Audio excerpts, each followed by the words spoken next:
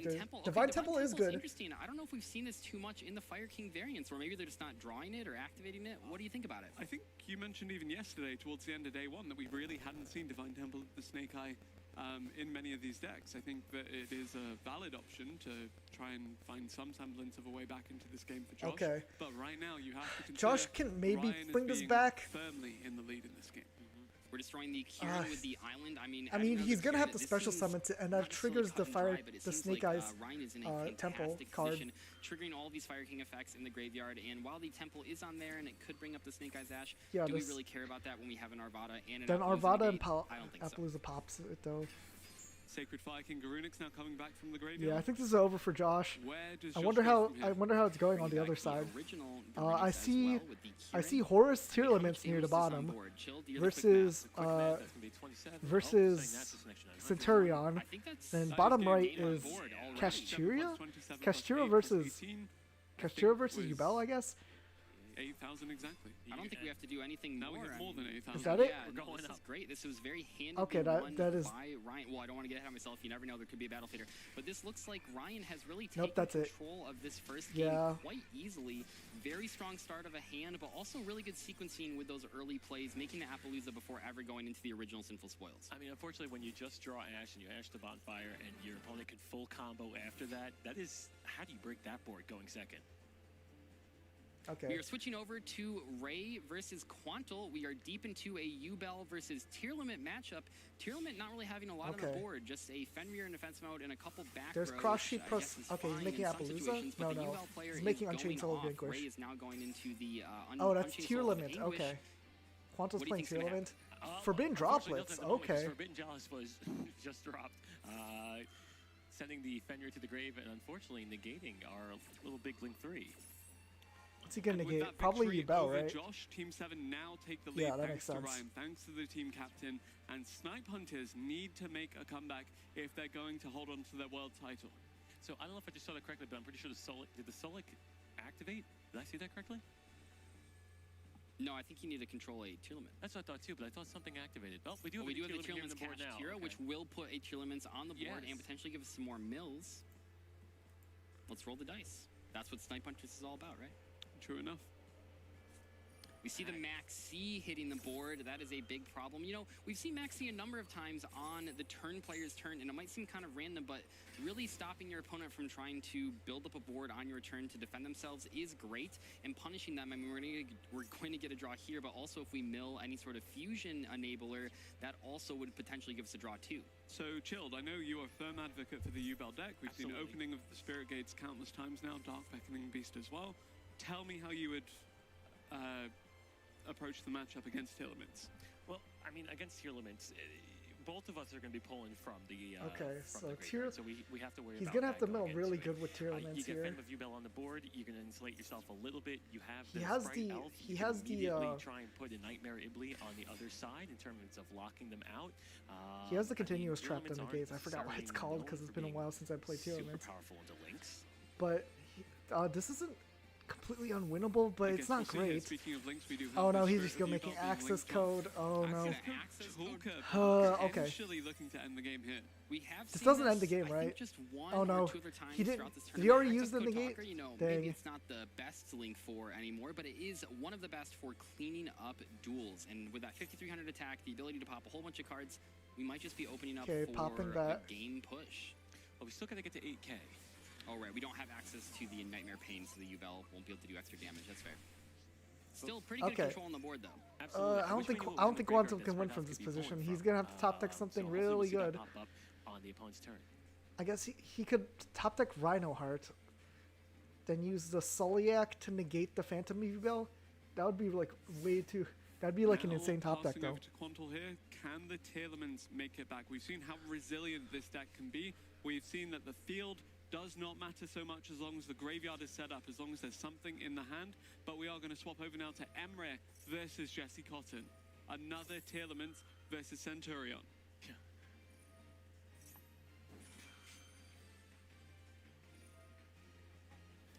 All right, so jumping into a pretty complicated Okay. board state here. Looks like we're resolving a whole Jesse bunch of Cotton's graveyard going effects, as you insane expect here. Tier Limits to be doing. We are facing down two 4 different Graves Bestials. The effects. Baldrake is going to be Plus a online. I'm Baron. assuming maybe it already used its effect, but it's hard to say. We also have the Baron Adding to floor. back to Solic getting Rhino Heart. Chillman's Kashtira milling 2 whiffs, basically.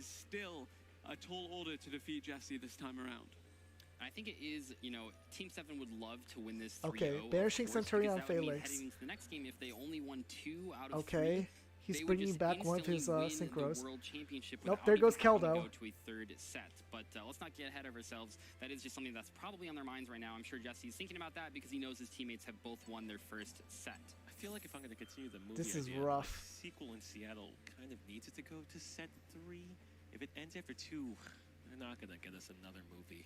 Oh man, you think best 2 out of 3 World Championships? It's got to be. I mean, come on. That'd be You have pretty wild. a rematch after a whole year. You want this to go to Game 9. Gonna see the Keldo actually triggering the Planeteer, which is very strong, popping the face down Baldrake. And it looked like Emery actually had access to all 3 Bistio. Well, actually, Can all Emery 4 even get Bistios. past We've this? seen all 4 He's of still. them so I mean, far. he does So have that 4 also cards in suggests hand, but that like, there was no branded deck under this consideration here because the this field tournament's isn't deck great, really, a but lot it's of like the not terrible resources, either. the It's just kind Centurion also eats difficult a to lot of deal with resources because of the the branded SP deck needs to function, and the Baron. and it shows that Snipe Hunter's investment There's a in the decks that Bistio. they've chosen He's could gonna potentially chain. be rewarded here, but He's not gonna if try to Jesse force the Cotton has chain out anything to, say of about it. snow. We do see the Druid Swarm activated to He force couldn't the negate Fairy Tail that? Snow. SP Little Knight is going to be chained, Okay, he's targeting chaining itself and the Magnemite. Let's see if there's a chain on the other side. Nope. Okay, we have the Fairy Tail Snow getting chained here. What are we banishing? I think there's like a million cards in the graveyard, yeah. I mean, that was almost all spells anyway. All of them, probably even yeah, more spell and activations. traps. Okay. Yep, chaining snow. So he Now, doesn't get the this thing here, Druid it Swarm seems like those summon. were almost like 2 little bait interactions. What does Emery actually have? Because that's not the full plan. That's just kind of like, okay, I'm getting you to use my activations. Okay, there's What does he do? Trudea. We got the Trudea right here. Yeah, Yes, so exactly, Centurion right? Trudea is a good starting point for any Centurion combo. Will allow Trudea you further effect. access to some of the in-engine cards, and hopefully, Okay. eventually, It's an 8. access Can we? to a level We can get a 10 12. synchro monster. He just needs a Who's some of tuner, your right? favorite level 10 synchros? Baron de Fleur? Always in It's forever? on there. Psychic Hand Punisher is also level 10? That's level 11. Or 11. Yeah. 11. So we see the Primera get put to the back row and activate its effect as well. That is going to get stopped Okay, by the Baron Baron. floor. Okay. Which Or makes attempts sense. to be stopped. Okay, has 3 cards he can use still in his hand. There's no more disruption Now, he I will has to say, deal from with. this position, Can he win from this Jesse, at position? least in terms If of he we can don't know keep what's this in to a his hand here, 2-1. he might actually be kind of low on interactions. Like this We use the 2-1 Snow, we 2-1 use the victory Baron, it looks like we don't have a haveness, I would for say. round 1 What are should we be thinking from fine-ish. Emery's perspective? It's not I mean, great. He used something. Oh, we do have the Gargoyle in hand. Gargoyle, Maybe okay. this can get us somewhere. Special summon. Still has to deal with Level the 8 as well means that there's access to the level 12. Huh? We're going for Typhon. Oh, Typhon. Yeah, probably going for the Typhon to buy an extra turn. Yep. Typhon being pretty interesting right here because it will prevent the Baron from being, activating its effect. And that is good. It doesn't have the negation, but it does have Typhon the stopping destruction the effect. We're Baron. gonna bounce that right back. That will Oh. trigger the Blessing of Horus. 3 cards. Oh no. For a draw Drawing three. 3. Not really Oh what you no, want to be doing, that's but it is awful. what it is. Should he probably should have gone to battle phase first. That's not great though. Oh, that's I'm not awful. He had to sure what we can really do to get out of this situation. Stand-up This is Centurion is awful. actually a very, very good starting point for the Centurion combo. Again, we mentioned how good Trudea was. There's Trudea at least Yeah, still. really, really well played by Emery to be able to be as resilient as he has This been. sucks. But it's This really still does suck. very difficult for this Centurion Drawing deck to come back 3. here. 6 He has cards 6 in cards hand in for Jesse hand. Cotton. Oh boy. And also keep in mind that Jesse can pretty much instantly put the Fairy Tail Snow into the graveyard. There's if he wants Grief. to. We see the activation of Tearlament's Grief, such a powerful card. This didn't really see a ton of play as far as I know in the TCG when full power Tearlaments were around, but in Master Rules specifically, this is such a great addition, just giving you even more consistency. Summoning the Shyren, activating the effect by sending it to the graveyard. We can fusion summon for pretty much whatever we want here. We are going to get Okay, met there's with a Druid Bestial Swarm. Druid Swarm. That's fine. But now, from Is he Jesse's gonna chain perspective, SP? all of Emery's Nope, he's cards fine. are known. They're all face up. He knows exactly what to play into, and I think that is a huge advantage. Okay, especially yep, for that's Emery's pretty much position, all probably his looking at disruption. 5 unknowns He in can hand get, and he'd not still feel summon great at it. Trudea, but I'm not sure that does 5 done. cards in hand, well, 4 now, 7 in deck. He and just has way too much gas so at this many point, in the right? graveyard. He The drew 3. Tearlaments really There's do no a way lot he of can, work there's here. no way Emery can Trying to do the quick stop math. this. 7 over there, you got 4 over there. Jesse Okay, Cotton so is just that's 4 gonna more cards in the graveyard. beat Quite through a bit, this, right? actually. There's no 4 way. cards in deck now. 3. Oh, and it With mills the cash. Scream sending 3 and the Kashtira Tearlament sending 2 more. I mean, this is just 2 so more, much. Was that okay. another snow that we just spilled? 1 card in deck. Yeah. Okay, there's Snow.